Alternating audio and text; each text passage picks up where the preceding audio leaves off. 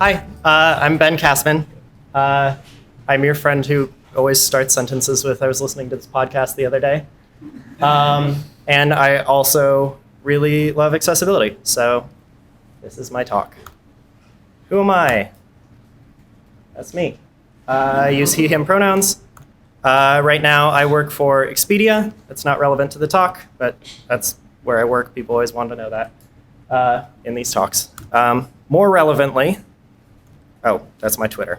I spelled it wrong in a talk that I gave a couple of years ago, and nobody followed me. It was weird. More relevantly, I did an internship and some research with the National Technical Institute for the Deaf, which is kind of what led me down the path to caring a lot about accessibility, and specifically about accessibility using speech-to-text transcription or machine learning software.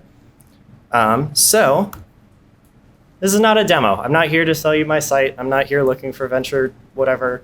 I know that there's always some apprehension when somebody like me comes and presents and is like, hey, look at this thing that I made. It's not a demo. But it kind of is, in that I built a website that provides transcripts for podcasts using machine learning, and I'm just going to use that as a tool to kind of talk about how machine learning and transcription actually works, and the kind of pitfalls and benefits and et cetera, et cetera, et cetera, of all that. So this is the website that I built, and what it does is generate transcripts for podcasts using machine learning, and we will get to that asterisk in a second. Hosts the transcript so it's somewhere that they can live, and it allows users to go in and edit the machine-generated transcripts after they've been made. So we'll kind of go through why all of those steps are super important. Less so the second one. It's just a place for them to live. Why does it do it? So podcasts, I don't know if you know this, they're huge right now. Forbes estimated that by 2021, just advertising in podcasts alone is going to be generating more than $1 billion a year. So it's a crazy, crazy, one of the fastest growing media industries out there. And one of the amazing things about it is that anybody can get into it. So it's having very similar boom to when YouTube started out. Anybody with a camera can sit down and make their own YouTube channel. Anybody with a microphone can sit down and make their own podcast. That's one of the sort of most important things about the medium, is it's accessible to anybody. And right now, of the major networks, only 4 currently serve transcripts for their episodes, and they are all hand transcribed. So like our lovely captionist is doing here. Thank you for doing that. They have people listening to episodes and typing it out, transcribing it. And the 4 major networks right now are Gimlet, Radiotopia, NPR, kind of tied in with WNYC, and Maximum Fun is working on moving towards that.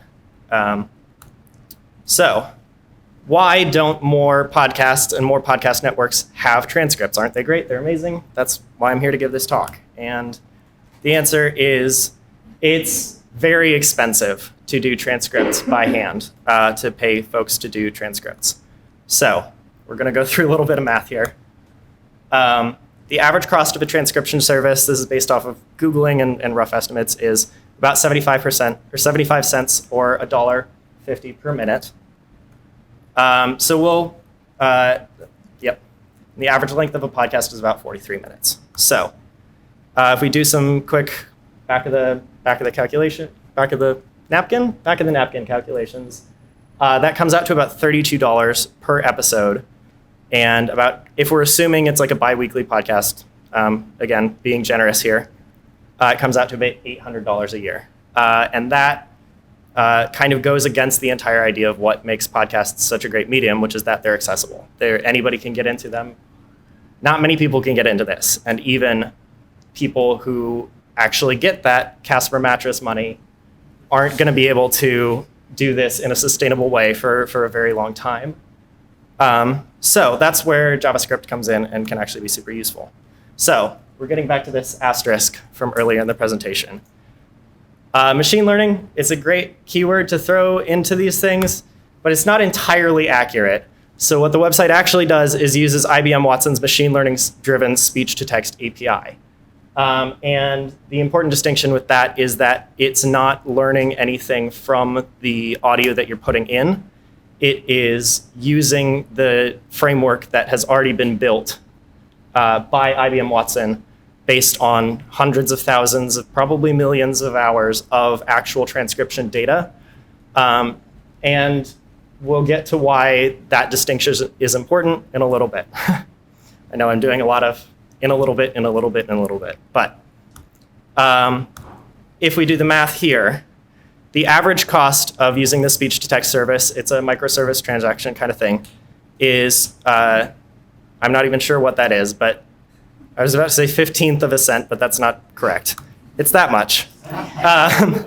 If we do that math again, you can see that it comes out to, per episode, less than it costs to transcribe a minute of episode by hand. And that makes it a much more accessible thing, and it makes it so that most people who are hosting podcasts, who already have to pay $5 to $10 a month to just host the actual audio, that's probably going to be a much more accessible and much more manageable way for them to be able to actually make their podcasts accessible to everybody.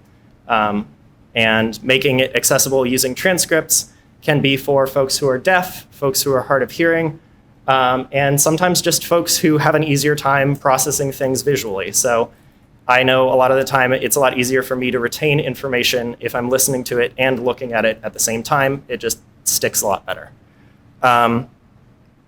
So one of the biggest challenges in making things accessible in tech is lowering the bar to entry. And that's one of the biggest things that it can actually provide. So with this prevents podcast networks from having to go out and seek out, I need to find somebody and pay them to do transcription. This is just there. They can do it. It's a very low bar to entry. So now the demo that's not a demo, and we're going to talk about how machine learning transcription works. So we go through the first point of what the website does. So I actually started this project in collaboration with my brother and me. We ended up going different directions for something that we'll get into later, to repeat myself again and again and again.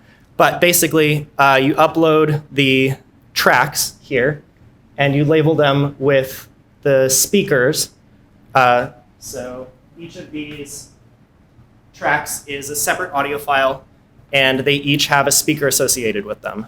So when you record, you usually do it on separate tracks for audio mixing reasons. And from there, you transcribe the audio. It sends it off using a stream to IBM Watson and uses their machine learning transcription to generate the transcript. So this is usually what the audio files will look like. And you can see that they're kind of going back and forth. And that's actually super key for how this works or doesn't work, this is kind of the point where it can fail or be very successful.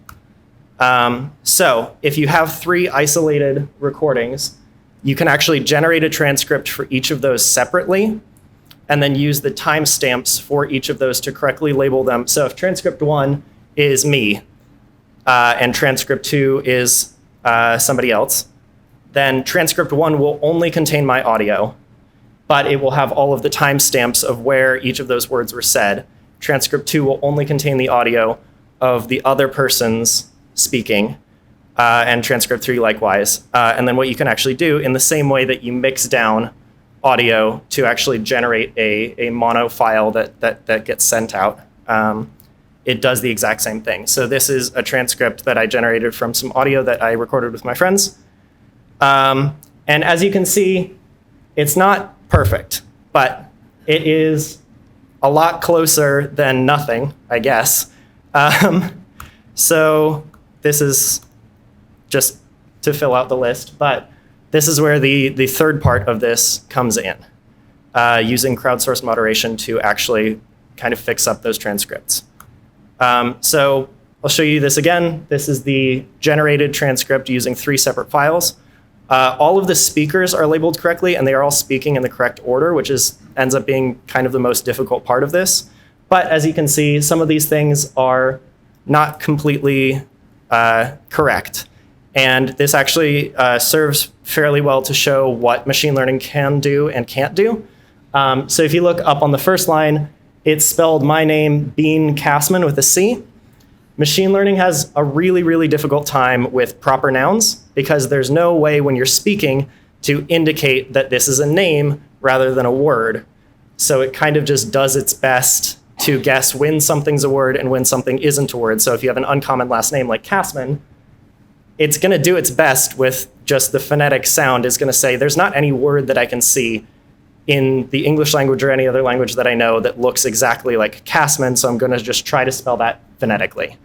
And then made up words. So on the third line, my friend is saying superqueero, as in superhero, portmanteau with queer. That's, again, it's not a word because it's a made up word. So again, it's trying to do its best here. And then you can see if people mumble. So on the fourth line there, it says name, and that person is actually saying, and I'm.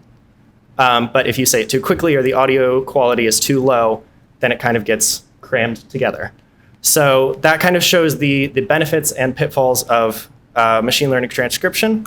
So what you can actually do on this website is go through and anybody who has access to the podcast, usually the podcast hosts or whoever they deem should be able to edit it. It's not just open to everybody like Wikipedia, that kind of thing, can actually go through and edit these things. And if you see, this is sort of like a get diff of the original transcript and the cleaned up transcript. And you can see that most of that, and it comes out to about 94% of that is actually transcribed correctly. So overall, it generates a lot of like very useful transcription and just requires a bit of cleanup sort of on the back end. And that's sort of up to the people who are generating the transcripts to decide whether they want to do that cleanup or whether they want to just leave it as is and let people figure out what was being said in the more unclear parts. So the pros and cons of machine learning transcription.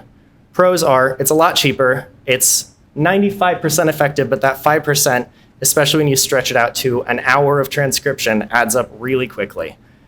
So the cons there are that it still requires human correction. And this second one, I haven't talked about yet, but this is the reason that it didn't end up working out with the podcast that I started this project with. It's dependent on the way that you actually mix your audio. So if you'll remember this slide from before, this is when audio gets mixed down to a mono track. And if you actually just record straight to a mono track, you don't have those three separate things. What the transcription goes from is this, where each of these speakers are labeled out correctly, to this, where all of the text is in one place because it can't distinguish between speakers. There is machine learning in there right now that can sort of tell the difference between if somebody's speaking in a high voice or a very low voice, that kind of thing. It's generally pretty good at that. But the way that humans talk, even if I'm talking like this most of the time, sometimes I might just like talk like this just to, make a point. And a computer is going to have a really difficult time telling that that's the same person, even though a human can still tell that difference.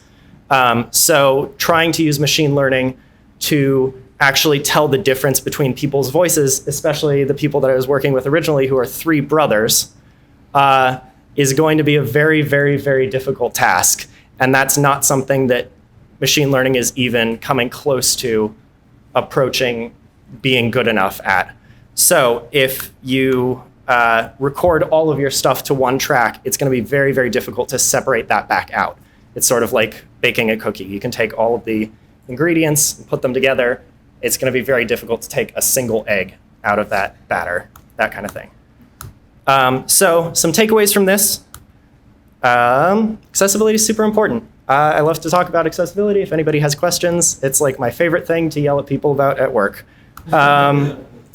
JavaScript can alleviate a lot of the costs, preventing both human cost and time cost, and I guess money cost. I don't know what the word for that is, but it can prevent, or it can alleviate a lot of those costs from making things accessible. It can lower the barrier to entry to make projects a lot more doable for people who might see it as a challenge, either financially or time-wise. But it's not perfect. JavaScript isn't perfect, code isn't perfect, machine learning isn't perfect, and most accessibility efforts still require human intervention on some level. And that's a really important thing to keep in mind when you're building something with the idea of making accessible. It's not ever going to be perfect for everybody. And the last thing is to involve people in your accessibility projects who will be affected by this. So when I was making this, I reached out to a lot of the people that I worked with at NTID who are deaf programmers, and actually got a lot of input from them on this would be useful to me, this would not be useful to me, this is one way or the other. And at the end of the day, that's the most important thing, is if you're building something for people who are going to use it and you don't, then you need to know what they want. You can't just assume that you know best, because you don't. So one quick side note from this project, Stripe is a lifesaver if you're processing payments. You should never have to deal with PCI credit card compliance. You should never have to deal with that yourself. Stripe is amazing. It's a plugin. I don't work for them. I'm a huge fan. And their documentation is incredible. So if you want to follow up with me, that's me on Twitter. I have a terrible load of bot children on Twitter as well, if you want to follow them. And of course, I host 2 podcasts because I'm talking about podcasts and I'm a 20-something guy. And I thought I had more stuff on here. Apparently I just added transitions to like the same thing 8 times. So that's my website. It's being updated. It doesn't look great right now. And you can always email me at benkassman.com. And, oh, I guess I put my logos in there. Cool. And that's it. No more presentation. Thanks.